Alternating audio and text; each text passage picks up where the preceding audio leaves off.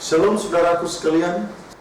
Terus terang, saya melihat banyak orang yang tidak menyadari hal ini.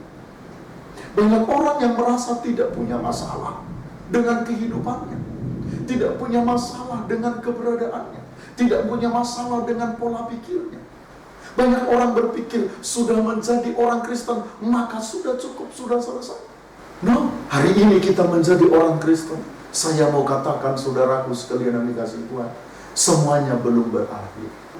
Kita menghidupi hidup di dalam daging yang fana ini.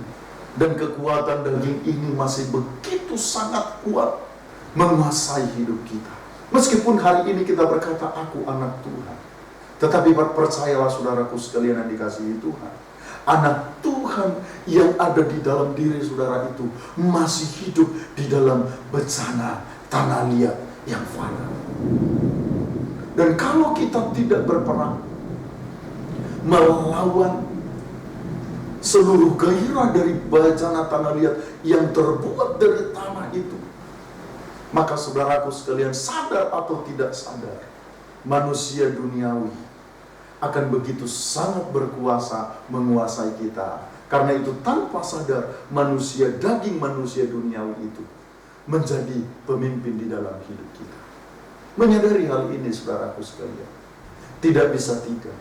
Setiap orang harus menyelenggarakan pertandingan di dalam hidupnya, yaitu pertandingan bagaimana mengalahkan manusia duniawi itu.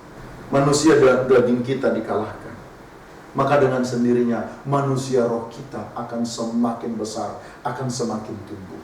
Tetapi sebaliknya, ketika manusia daging itu tidak pernah dikalahkan, dibiarkan bertumbuh, dia akan semakin besar. Sadar atau tidak sadar saudaraku sekalian yang dikasihi Tuhan, itu akan mengerdilkan manusia rohani kita. Karena itu, pertandingan yang pertama yang saudara dan saya harus masuki di dalam hidup ini, supaya kita menjadi orang-orang yang menang, kita menjadi orang-orang yang layak mewarisi langit baru dan bumi yang baru yang Tuhan sediakan, itu adalah pertandingan mengalahkan daging, mengalahkan hasrat-hasrat duniawi kita.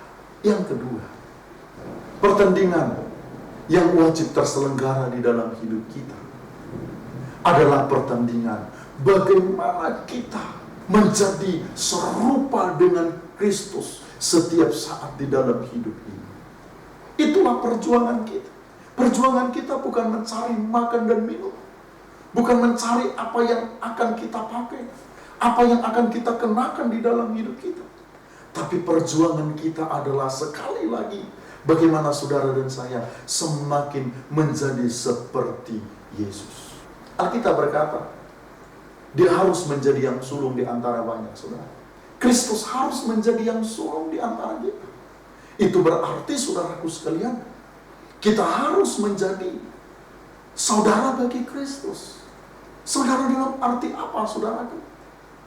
Saudara dalam arti kualitas hidup. Kualitas hidup. Kita harus mengenakan manusia rohani. Kita harus mengenakan manusia rohani. Manusia rohani inilah yang membuat kita menjadi serupa dan segambar dengan Kristus hari demi hari.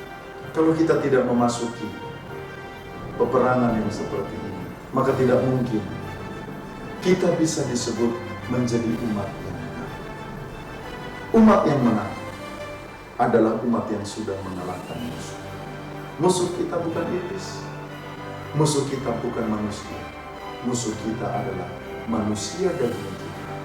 Karena itu pertarungan kita adalah mengalahkan manusia lama kita, supaya kita semakin seunsur dengan Tuhan, semakin serupa dengan Tuhan dalam segala.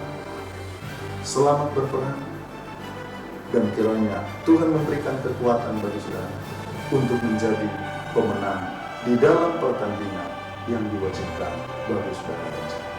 Tuhan Yesus memberkati.